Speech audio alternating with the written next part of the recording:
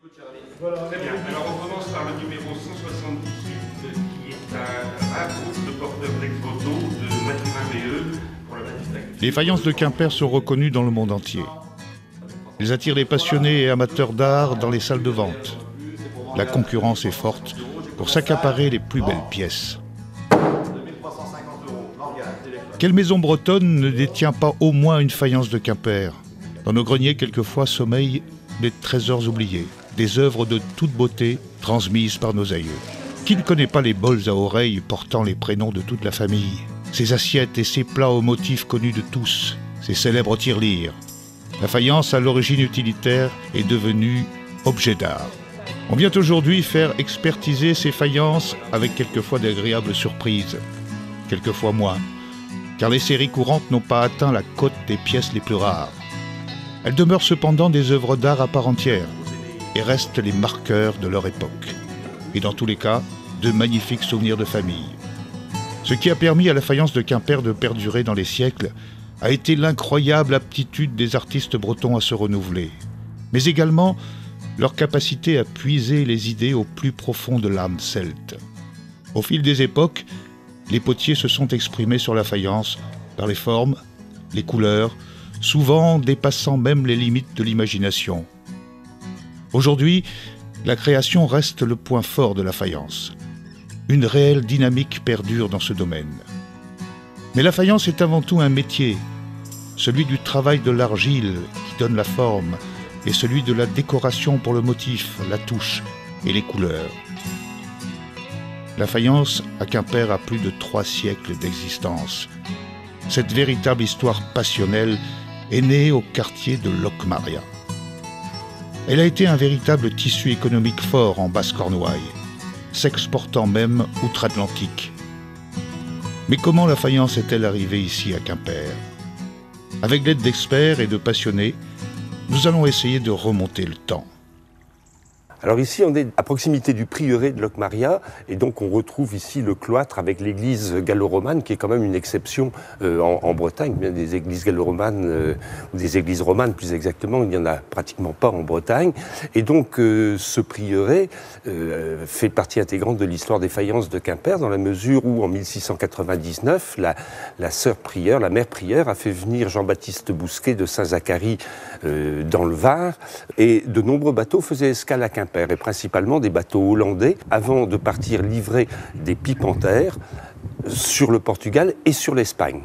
La mère prieure avait besoin d'argent pour continuer à élever les jeunes filles, d'où l'idée par la communauté bénédictine de faire venir un maître pipier, donc Jean-Baptiste Bousquet, à Locmaria. Et là, il va installer donc une production importante, visiblement, de pipes en terre, qui seront livrées directement au Portugal et en Espagne, court-circuitant ainsi le marché hollandais et apportant des revenus à la mère prieure. Mais pourquoi le quartier de Locmaria à Quimper? Il faut partir d'un principe très simple, les gallo-romains l'avaient compris, puisque dès l'époque gallo-romaine, on trouve des urnes cinéraires tout autour de ce quartier de Locmaria, et du côté de Prat-Maria également. Et donc, pour une raison extrêmement simple, c'est pour faire de la céramique, quel que soit le type de céramique qu'on veut faire, il faut systématiquement réunir 3 ingrédients qui sont l'eau, la terre et le feu. Or ici, l'eau, on va la retrouver bien sûr à travers les nombreuses sources qui se jettent dans la rivière, mais la rivière qui va servir de moyen de transport fluvial important, on l'a vu à travers les pipes en terre de Jean-Baptiste Bousquet, et puis le feu, qui sont tous ces bois qui environnent Quimper. Les faïenciers sont de très gros consommateurs de bois. Alors avec une particularité qu'a eu Quimper, qui a été systématiquement de reboiser après les coupes, ce qui n'a pas été le cas des autres centres faïenciers français comme Marseille, comme Moustier, comme Nevers, comme Rouen, qui se sont arrêtés pratiquement de produire lors de la Révolution française par manque de combustible. Donc à Quimper, on a gardé cette coutume de reboiser systématiquement après les coupes. On va retrouver les bois à travers le Frugy, mais on va retrouver tous les bois qui bordent la rivière jusqu'à Bénodet, qu'on va pouvoir ramener donc par voie fluviale à la manufacture. Alors l'argile vient en majeure partie de l'anse de Toulven, donc un petit peu plus bas sur la rivière. C'est en fait une argile qui est née de la décomposition du massif armoricain et donc qui a été drainée par la rivière jusque dans des centres d'accumulation comme l'anse de Toulven. On en trouve également du côté du Pontigot au Moulin Vert. Mais l'anse de Toulven était une partie facile à exploiter, qui permettait donc de ramener aux manufactures l'argile par voie fluviale. Et donc on va retrouver d'ailleurs un côté totalement anecdotique, c'est que le quartier du Cap Horn est un quartier bien connu à Quimper. Il faut savoir que la cale qui est en face de la cale du Cap Horn est appelée la cale de Madagascar. Alors pourquoi Madagascar? Ça peut paraître un peu farfelu d'avoir situé Madagascar en face du Cap Horn. En fait, il n'en est strictement rien. Quand les bateaux d'argile arrivent chargés à Quimper pour être déchargé place du Stivell devant la manufacture de la Grande Maison, eh bien, le chef de fabrication va monter sur le bateau et va tester l'argile pour voir si elle est suffisamment plastique, voir si elle ne contient pas trop de sel. Et si l'argile est de bonne qualité, à ce moment-là, le chef de fabrication va donner l'ordre Madagascar, bon à transporter, qui est devenu Madagascar. Donc Bousquet va continuer cette activité jusqu'en 1708, son décès. Et à ce moment-là, la succession sera prise par son fils, Pierre Bousquet, en 1708, donc, qui lui est maître faïencier à Marseille. Et donc les premières faïences en fait, de l'histoire des faïences de Quimper va commencer avec Pierre Bousquet, qui installe son atelier très rapidement où est le Resto à Vin aujourd'hui.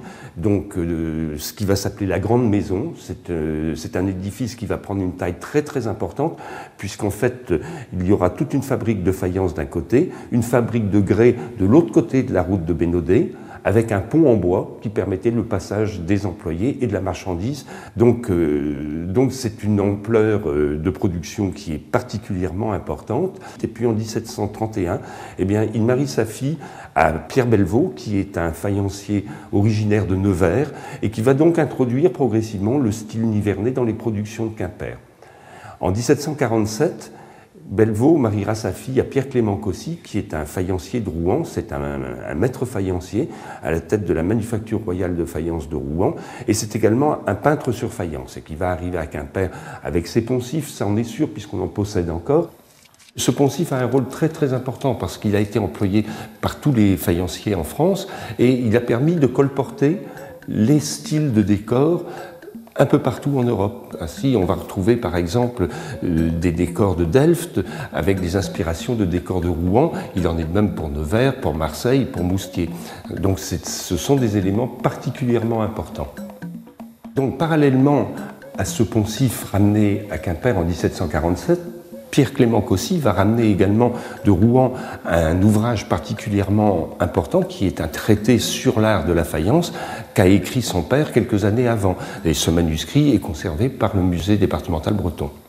Alors, c'est un musée très ancien, c'est un des plus anciens musées de Bretagne. Il a été créé en 1846 et sa mission est très large puisqu'il doit rendre compte en quelque sorte et constituer une collection qui rend compte de la diversité artistique et culturelle de la Basse-Bretagne, du Finistère, de la Bretagne occidentale, des origines préhistoriques jusqu'à aujourd'hui. Donc vous voyez, ça, le champ est extrêmement vaste, mais une grande partie de nos collections est consacrée aux arts appliqués, aux arts décoratifs.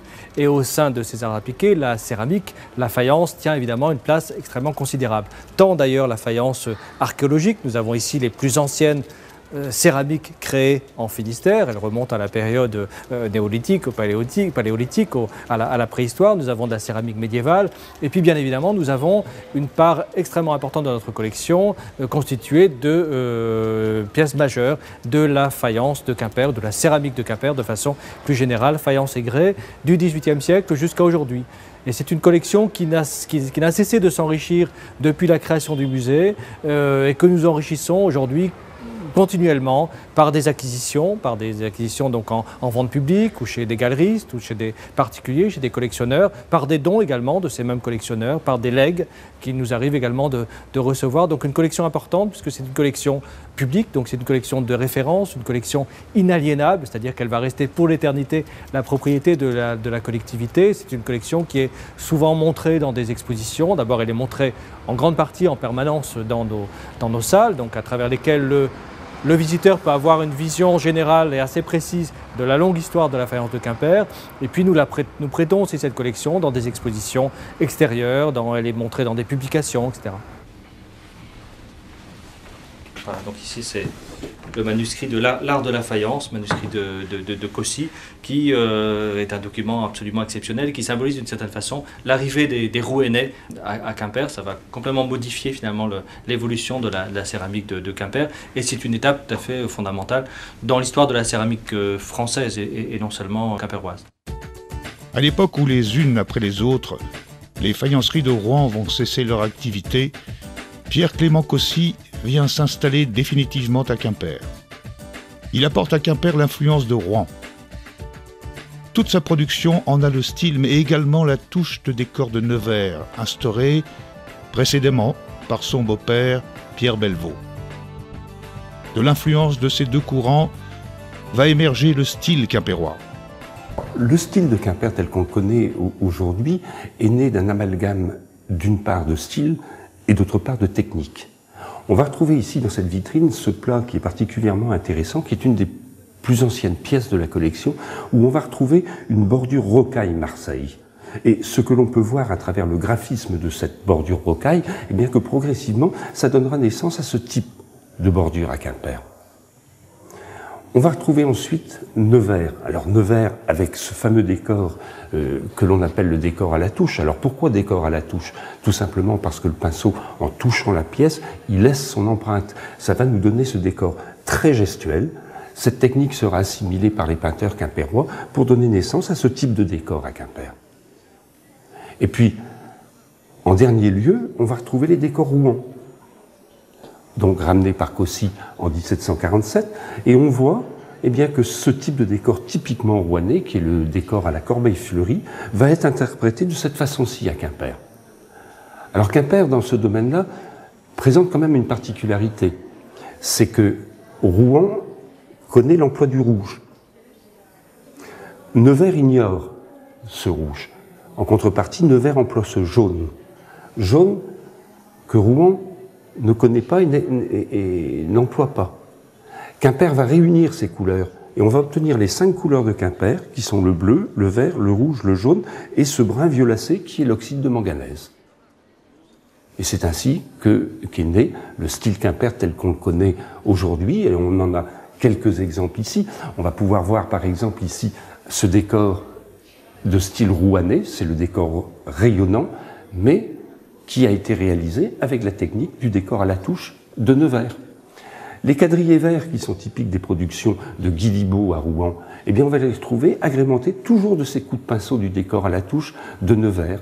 Et puis d'autres exemples voilà, de décors rayonnants avec ce décor central que vous avez là, qui à Quimper est réalisé donc avec la technique du décor à la touche et qui est appelé Marguerite.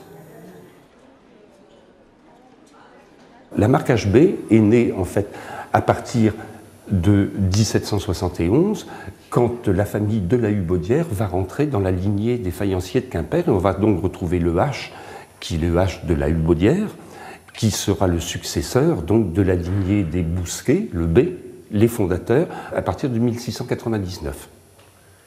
La famille de la Hubaudière va rester à Quimper jusqu'en 1914, date à laquelle eh bien, ils vendront la faïencerie de la Grande Maison à mon grand-père, qui avait laissé son usine de Boulogne-sur-Mer pour venir travailler à Quimper. Mais une seconde lignée, Héloury-Porquier, va se lancer dans l'aventure de la faïence. François Héloury, ancien ouvrier de Pierre-Clément Cossy, va créer son atelier de poterie rue Basse, à Locmaria, en 1778. En 1843, Jean-Guillaume Porquier reprend l'affaire et la famille restera propriétaire de l'établissement jusqu'à sa fermeture en 1903. Mais entre-temps, on aura eu une date très importante qui est 1873, aux environs de 1873, l'association avec le peintre de Morlaix, Alfred Beau. Une troisième lignée va se rajouter aux deux précédentes, celle de Guillaume Dumaine, potier dans le Gers. Il va créer sa fabrique de grès en 1791, toujours à Locmaria. En 1887, Jules Loriot prend le contrôle de la manufacture.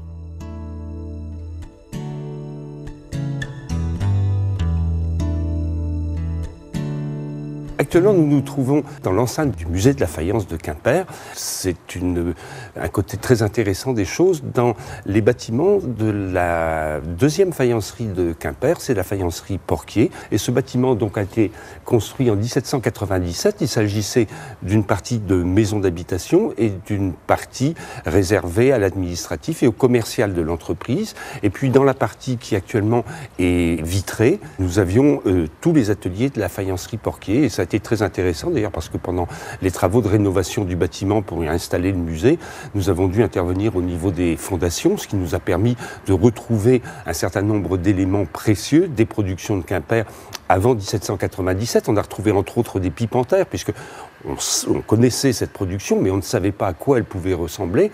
Et puis, on a retrouvé, ça a été une très agréable surprise, au niveau de la porte d'entrée du musée, bien, on a retrouvé quelques restes de l'atelier d'Alfred Beau, donc qui va s'associer à partir de 1873 à Porquier pour donner la célèbre marque Porquier-Beau.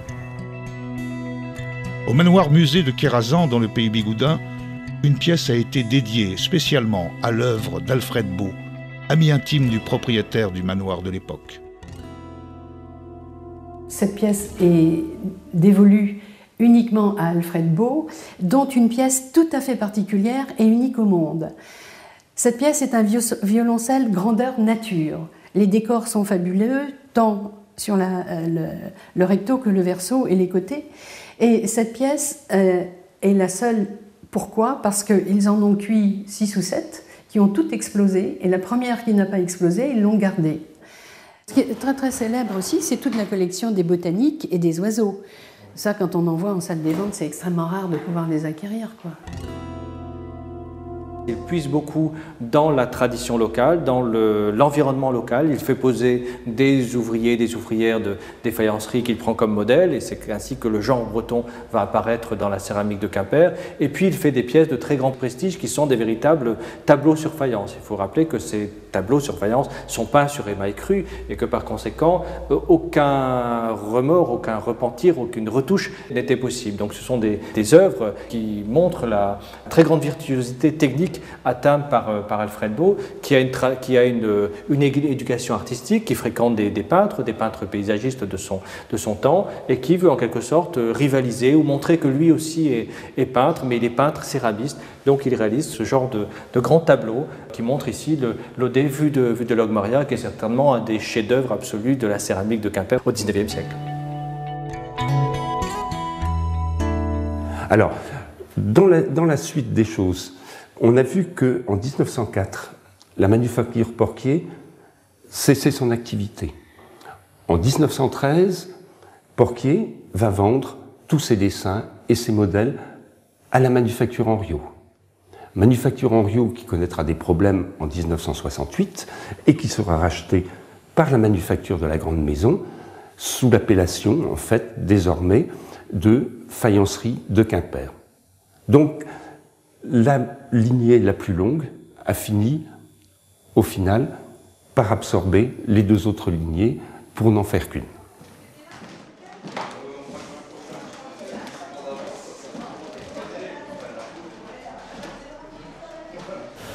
C'est assez simple. J'avais repris un chantier naval en Bretagne Nord, Carantec, dans le Finistère, et qui fait des beaux bateaux pour les SNSM, Sibiril Technologies.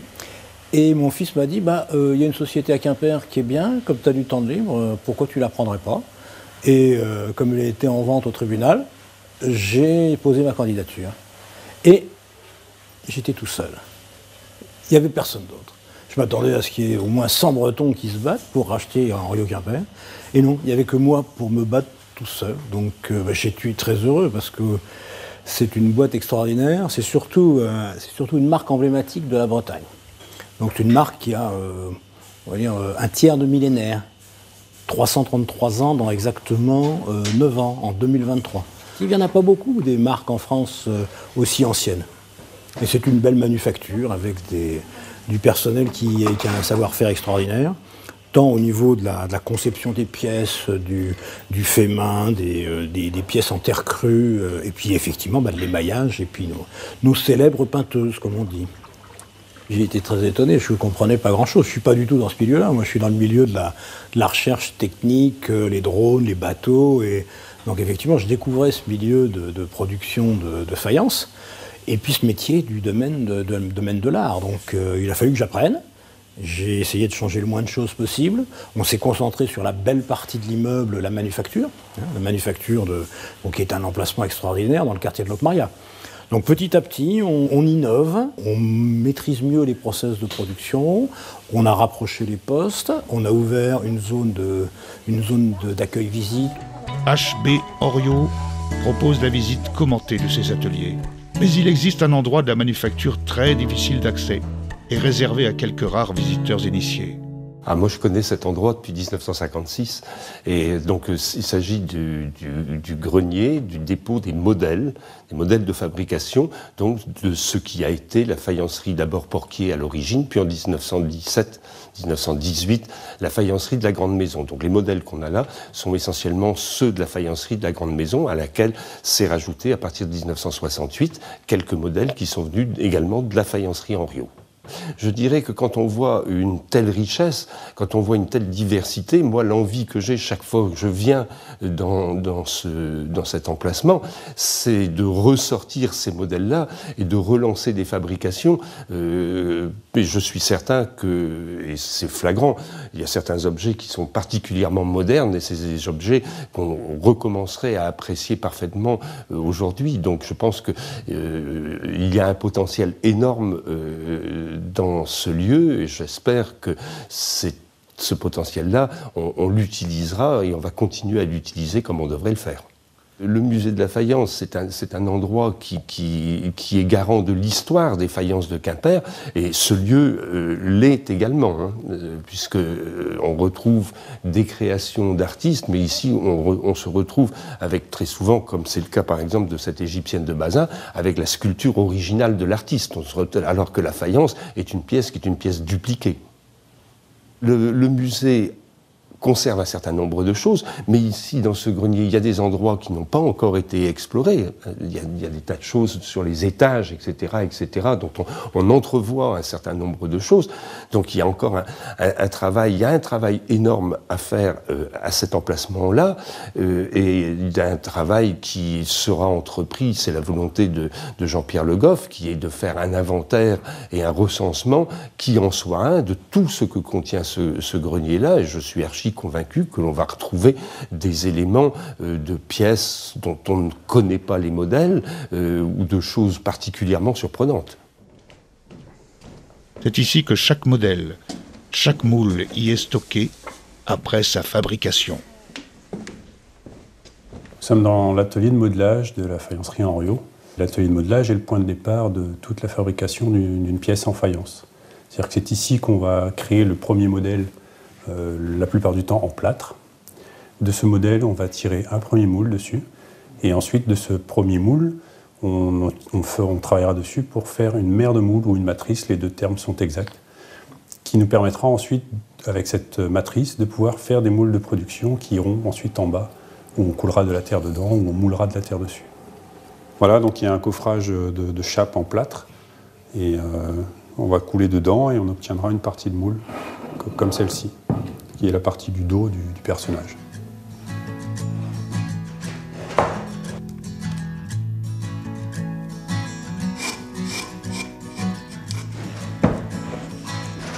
On peut assembler les deux parties. 2 bonnes heures pour faire le moule en entier. Et une fois que le moule est bien sec, il est prêt à être mis en service.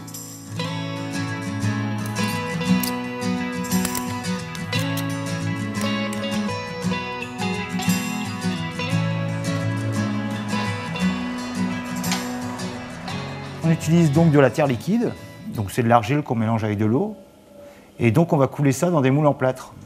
Le plâtre va absorber l'eau de la barbotine, qui est, je rappelle, donc un mélange d'eau et de terre, mais la terre, elle, ne va pas être absorbée par le plâtre, elle va rester collée aux parois. Dans le moule en plâtre, on aura la forme de la pièce qu'on veut obtenir. Au bout d'un certain temps, on aura une certaine épaisseur sur les parois du moule, et donc il suffira de retourner la pièce, de la vider, pour garder seulement l'épaisseur qui est restée collée sur le moule. Et du coup, on a la forme qu'on veut, avec l'épaisseur qu'on veut. Donc là, la barbotine est restée prendre dans le moule pendant 1h30. Et il me fallait quand même un bon centimètre et demi d'épaisseur pour que ça soit solide. Après, il suffit de laisser sécher. Au bout d'un moment, il y aura une certaine rétractation et on démoule ça facilement. Alors là, on voit qu'il y a beaucoup plus de détails et plus de formes. Donc on utilise dans le moule, il y a des sous-pièces pour avoir des détails plus affinés, quoi. Et qu'on puisse pouvoir démouler facilement aussi. Autrement, on n'arriverait jamais à démouler une pièce comme ça. Il y a trop de retours dans la pièce. On arracherait à chaque fois, quoi. C'est après, en fait, on retrouve des barbes, des coutures sur la pièce, où quelquefois, le plâtre, ça casse, hein, c'est très fragile, c'est un plâtre de modelage, donc il y a des tout petits défauts que la finisseuse va reprendre donc, à l'éponge et avec des gratons et des petits couteaux, quoi.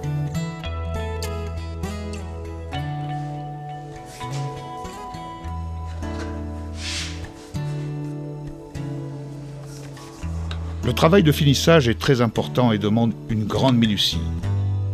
La finisseuse efface les petits défauts de séparation des moules et colle entre elles les différentes pièces issues du moulage. C'est ici que toutes les pièces des différentes étapes d'usinage sont finies à la main.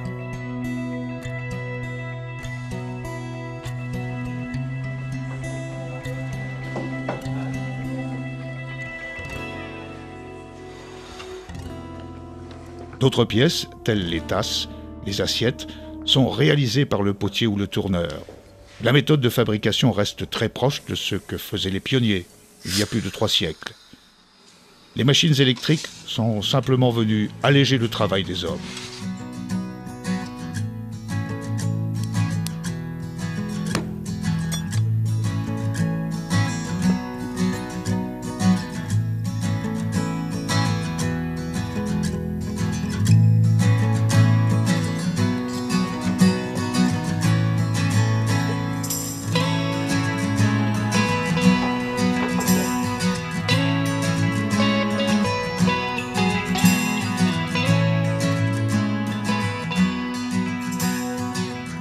Toutes les pièces issues du moulage et du tournage seront également retouchées par les finisseuses. Lorsque les pièces en argile seront sèches, elles vont être déposées dans un four pour une première cuisson qui leur donnera leur solidité. Opération irréversible. Après cette première cuisson à 1040 degrés, qui durera 9 heures, les pièces cuites vont prendre le nom de biscuits. Chaque pièce sera inspectée une à une avant d'être envoyée à l'étape suivante.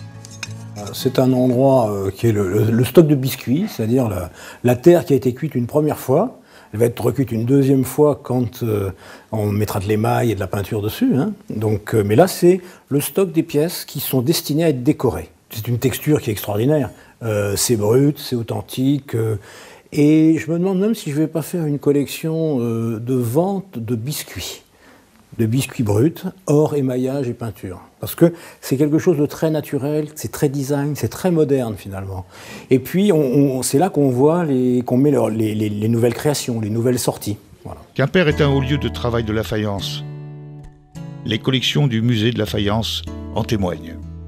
Ici, nous sommes dans la principale salle d'exposition de la collection céramique du musée départemental breton, qui est une collection extrêmement importante puisque sa constitution a commencé dès les années 1860, donc vraiment une collection ancienne, et que depuis cette époque reculée, le musée n'a cessé d'acquérir de nouvelles pièces et d'enrichir et de compléter donc cette collection, ce qui permet au musée aujourd'hui de présenter un panorama à peu près complet des différentes périodes de l'histoire, de la très longue histoire des faïences de Quimper. Donc la collection compte au total 1700 pièces, elle va encore s'enrichir certainement dans les prochaines années. Nous présentons à peu près 300 pièces, donc une sélection bien sûr rigoureuse qui permet aux visiteurs de se faire une idée précise des différents styles, des différentes époques, des différents artistes également qui se sont succédés à travers cette très longue histoire de 3 siècles de création céramique à Quimper. Ah bah là aujourd'hui, effectivement, la faïencerie, comme je dis, c'est un tiers de millénaire. Aujourd'hui, il faut préparer l'avenir. Donc la devise, les racines du futur. Et effectivement, pour préparer l'avenir, il faut pouvoir embaucher des jeunes. Donc aujourd'hui, on est dans une phase de stabilisation. Il s'agit de rechanger l'image de marque d'Henriot Quimper. Elle est très connue, mais il faut la rajeunir. Il faut garder ce qui est bon dans l'ancien et puis trouver des nouveautés. Et puis effectivement, il faut aussi préparer des jeunes générations. C'est pour ça qu'on a une apprentie. J'espère que... Bon, elle m'a dit ce matin qu'elle voulait rester. Moi, je veux la garder. Donc c'est superbe. Et puis, on va certainement en prendre d'autres. Depuis toute petite, j'aime bien dessiner, et puis je suis allée à un CIO pour revoir ce que je voulais faire. Donc c'était dans l'art, et puis j'ai commencé par un CAP décoration sur céramique, ça m'a plu. Donc j'ai voulu continuer pour faire un bac pro. Donc c'est en 3 ans. Et donc je fais 2 semaines en entreprise et 2 semaines à l'école. Je transmets le savoir-faire à Alison pour qu'elle maîtrise bien le coup de pinceau, la touche, et qu'elle apprenne tous les décors qu'il y a dans l'entreprise. Je suis venue dans l'entreprise à 16 ans comme apprentie pendant 3 ans, moi. J'ai 3 ans d'apprentissage. Donc vous avez fait la même chose que... J'ai fait la même chose qu'Alison. J'ai appris la touche et puis j'avais un tuteur aussi. Et à cette époque-là, quand vous êtes venue, vous étiez nombreuses, je pense, au niveau peinteuse, parce que c'est un métier qui s'apprend que par apprentissage. C'est que par apprentissage. J'ai noté une 50aine de personnes à cette période-là. Si le nombre de peinteuses a aujourd'hui diminué, leur technique, elle, est restée la même. Le pensif, technique centenaire, est un calque percé de minuscules trous matérialisant le décor. L'artiste peintre le dépose sur la pièce, tapote avec cette poncette, un pochon renfermant de la poudre de charbon. La poudre noire passe au travers des petits trous et laisse la trace du motif sur la faïence. Les limites en charbon de bois guideront la main des peinteuses. Ces repères en carbone, encore sous les couleurs, brûleront et disparaîtront au four en cours de cuisson. La pose des couleurs est un travail délicat. Les couleurs vont changer de teinte à la cuisson. Une grande dextérité est requise de la part des peinteuses et leur demande de nombreuses années d'apprentissage avant de trouver de l'aisance dans les mouvements du pinceau. De la qualité du pinceau dépend la finesse du décor. Le premier qui sert pour le décor de la touche s'appelle le blaireau. Il est confectionné avec du poil d'écureuil de Sibérie ou du Canada. Le second, utilisé pour les remplissages ou les tracés, est fabriqué avec du poil d'oreille de bœuf. Dans ces couleurs, ce sont des oxydes métalliques qui sont dilués dans de l'eau, dont le secret est de l'entreprise, quoi. On a un laboratoire et elles sont préparées ici. Alors j'ai ma formule, un classeur avec toutes les formules pour mes couleurs. Les couleurs employées sont des oxydes métalliques. L'oxyde de cobalt nous donnera toute la gamme des bleus, allant jusqu'au noir. Les verts sont à base de cuivre ou de chrome. Les jaunes étaient à l'époque des antimoniates de plomb. Aujourd'hui, on utilise des praséodymes. Enfin, toute la gamme des rouges est obtenue par l'oxyde de fer de la rouille. On va me montrer une teinte. Et moi, je vais essayer de retrouver cette teinte. Mais comme je ne sais pas s'il faut... si ma couleur va bien fondre ou pas assez, donc je fais 3 pots avec la couleur pure, avec un fondant et un avec kaolin, quoi. Comme ça, j'ai une base. Ça se fait sur plusieurs jours, hein, parce qu'il faut qu'il y ait un four en bas, faut que je dois d'abord l'émailler. Après, je dois faire mes pots, appliquer des coups de pinceau sur la pièce et puis attendre au mieux le lendemain, quoi. Michael est aussi le préposé à la préparation de l'émail. C'est l'émail qui permet de vitrifier la pièce. Il est fabriqué à partir de verre pilé, appelé également frite. Cet émail sera broyé dans cette machine à l'aide de ces billes de céramique. Mélangé à de l'eau, il nous donnera cette pâte. Ici, nous sommes à l'atelier d'émaillage. Les biscuits, autrement dit les pièces en terre cuite, vont être immergés un court instant dans un bain d'émail constitué d'eau et de verre pilé.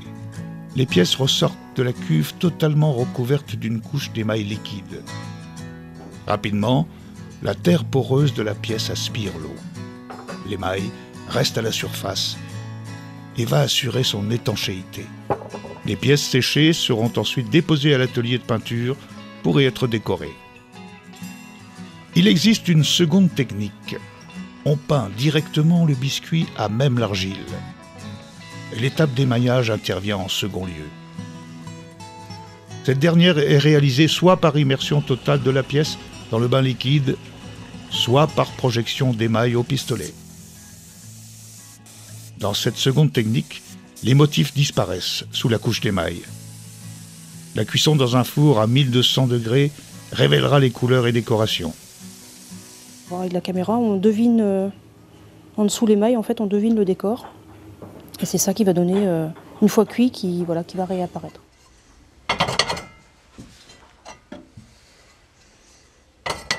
Là, on touche au produit fini, donc vu que les filles, tout le monde a travaillé dessus, nous on est en bout de chaîne, là il faut quand même faire attention. On n'a pas le droit d'abîmer le travail que les personnes ont fait, quoi. Donc on fait attention comment on prend les pièces, ou par où on les prend, c'est une technique, quoi. Il faut quelques années, 2 ans je dirais, 2 ans pour vraiment bien gérer le montage d'un four, et puis après l'entretien du four aussi.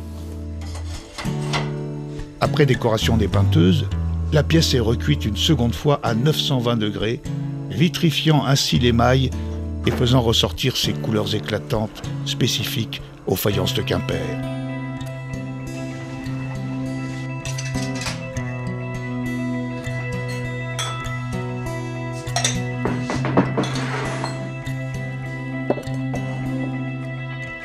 Les pièces, contrôlées une dernière fois, seront entreposées et prêtes pour l'expédition vers leurs différents lieux de vente. Des pièces uniques et des séries plus courantes sortent quotidiennement des manufactures quimpéroises. Des spécimens de toute splendeur sont exposés au musée de la faïence à Quimper et au musée breton.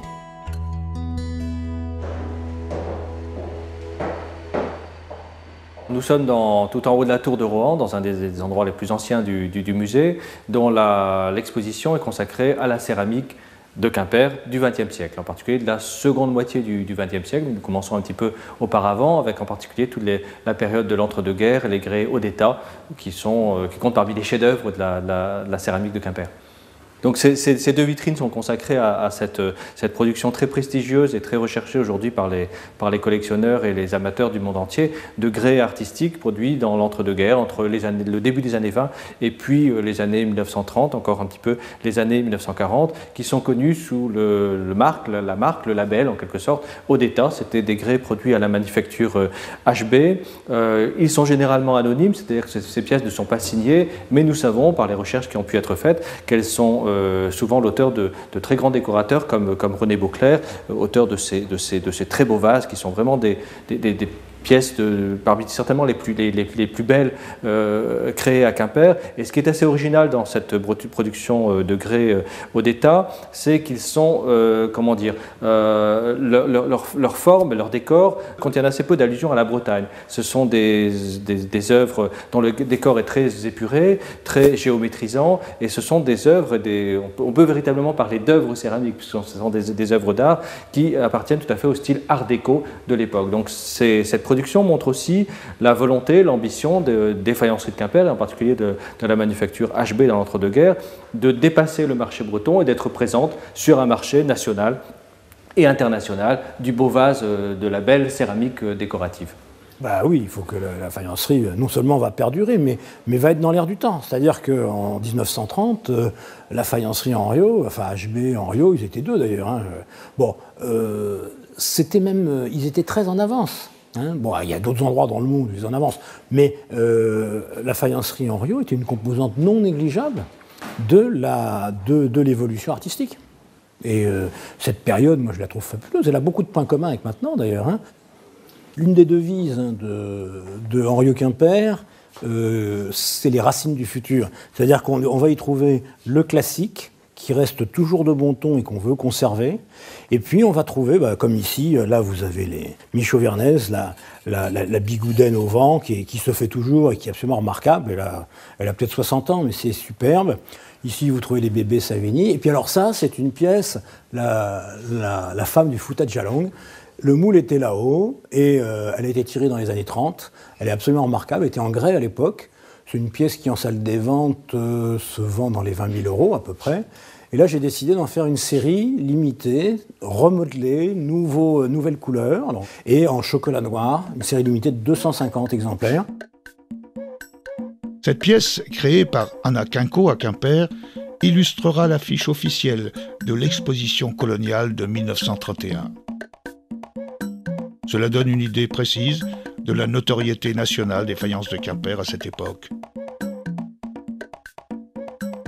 En 1931, la France célèbre l'Empire colonial à l'Exposition internationale de Paris. La Grande Maison, HB et la Manufacture Henriot, qui ne sont pas encore réunis, vont y participer conjointement en présentant les œuvres d'une vingtaine d'artistes.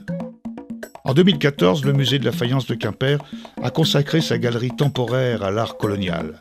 L'exposition coloniale de 1931, intitulée « La plus grande France », fut initiée par le maréchal Lyautey. Son objectif était de faire connaître à la France ses territoires coloniaux, dont l'idée était très vague à l'époque dans l'esprit d'un grand nombre. Cette exposition coloniale de Paris dura 6 mois. 110 hectares furent aménagés à Vincennes et à la Porte Dorée. L'exposition coloniale accueillit 8 millions de visiteurs.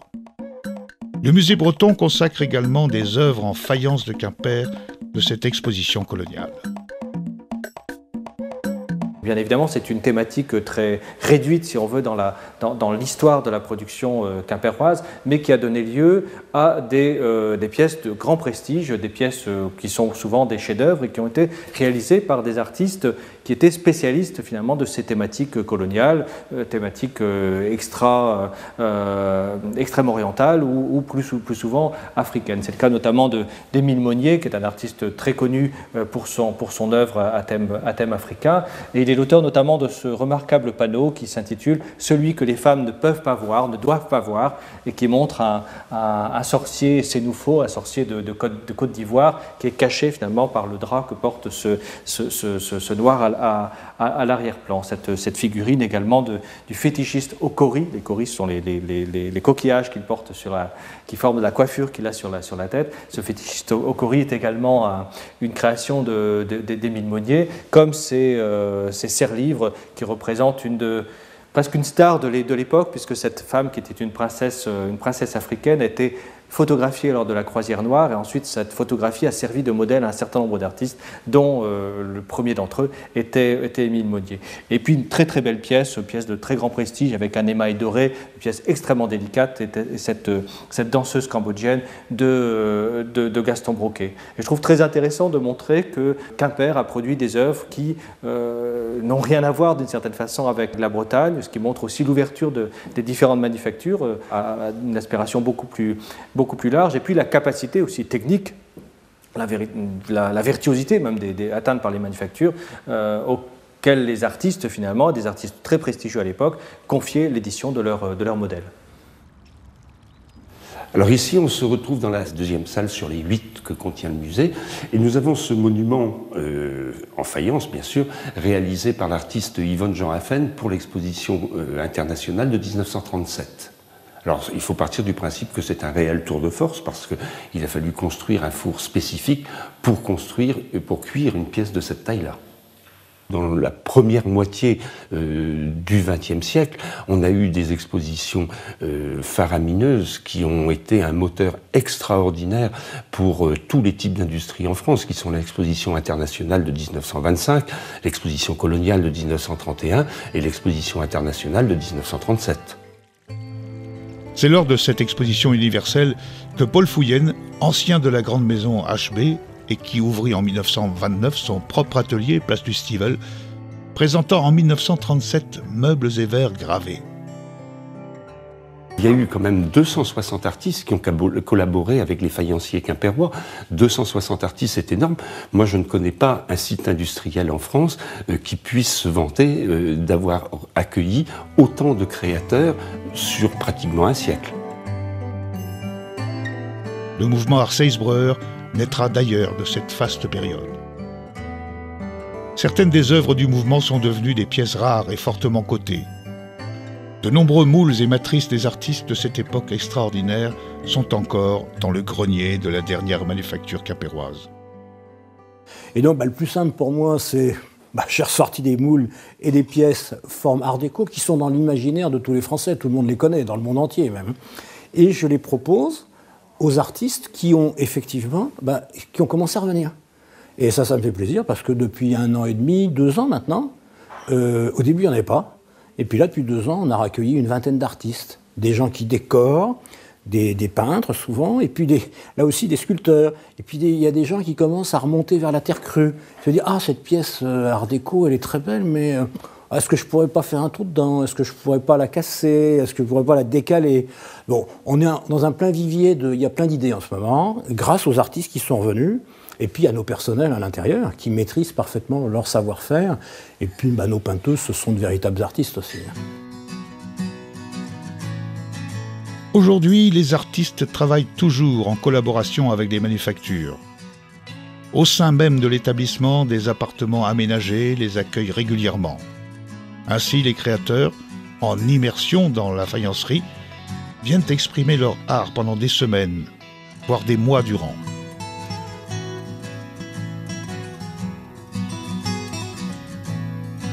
Ici, c'est une atmosphère où je me sens comme à la maison un peu, puisque mon grand-père avait créé cette faïencerie à Keraluc, et toute mon enfance, c'était dans la faïencerie d'en haut.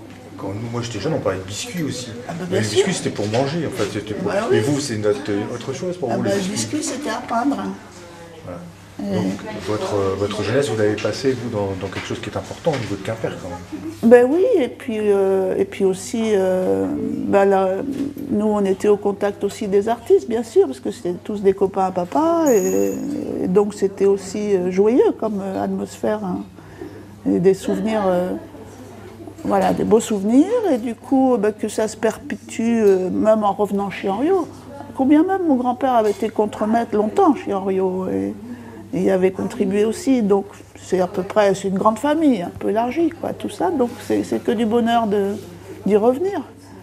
Alors Keraluc, c'est une manufacture, c'est un atelier créé en 1947 par Victor Lucas, mais c'est aussi une aventure artistique très originale, presque aussi originale que la célèbre aventure des 16 breurs dans l'entre-deux-guerres. Je trouve que c'est une continuation et une nouvelle phase du renouveau, de l'essor artistique des faïenceries, donc qui se situe à partir de 1947 et qui perdure jusqu'aux années 70. Et l'originalité de l'intelligence finalement de Victor Lucas, ça a été de faire appel à des jeunes artistes de son temps, des gens comme René Quéré, des gens comme Polyvin, des gens comme Jos Lecor, souvent des gens qui gravitaient autour de l'école des beaux-arts de Quimper à l'époque. Et puis une personnalité comme Pierre Touloat, grand décorateur, devenu un grand décorateur, peut-être le plus grand décorateur breton et finistérien de la seconde moitié du XXe siècle. Et il fait la synthèse finalement entre cet art savant et cette technique savante qu'il maîtrise parfaitement, et puis cette culture populaire qu'il imprègne et qui va inspirer sa production de bijoux, de tapisseries, mais aussi bien sûr, et peut-être surtout, de céramique.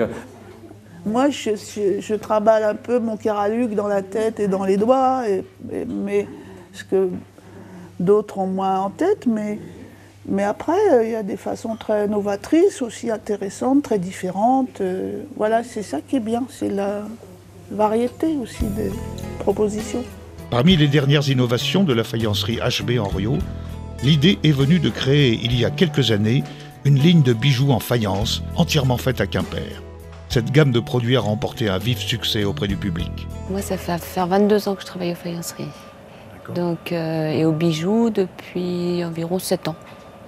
Le bijou fantaisie a très très bien marché. Toutes les formes en faïence, tout est fabriqué ici, dans nos ateliers.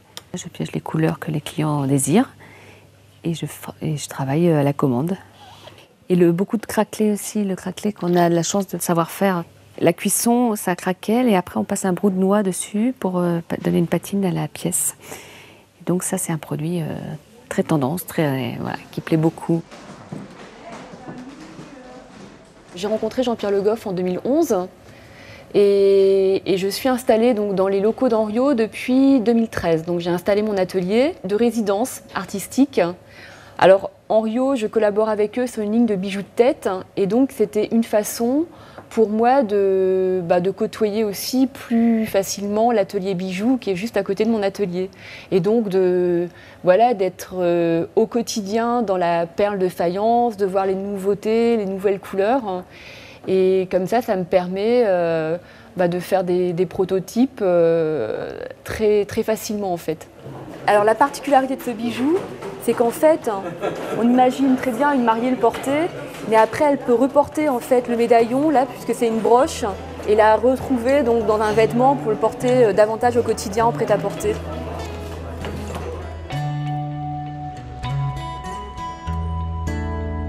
La faïencerie à Quimper est une épopée. Aujourd'hui, à Locmaria, la place du Stivel reste ce haut lieu chargé de l'histoire de la faïence. Le marché annuel des potiers, le musée de la faïence, les manufactures HB Henriot témoignent de cette activité séculaire de la faïence à Quimper. La volonté de la nouvelle génération à défendre, à transmettre le savoir du travail de l'argile, transmis par nos aïeux, montre à chacun que cet amour de la terre et de la faïence assurera la pérennité et la survie de ce noble art dans le temps. La création en céramique est aujourd'hui plus vivante que jamais. Avec l'École des Beaux-Arts, on a un partenariat pour accueillir dorénavant, on vient de signer la convention, 2 fois par an, un prof, un artiste et des élèves.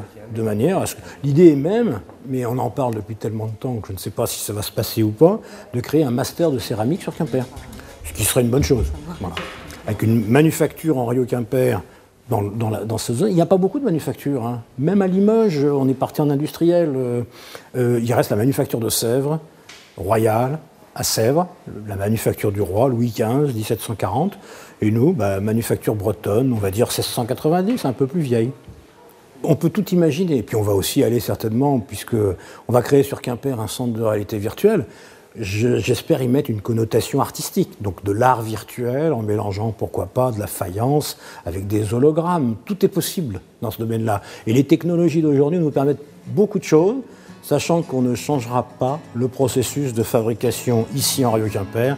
Ce sera toujours des moules en plâtre avec de la terre crue.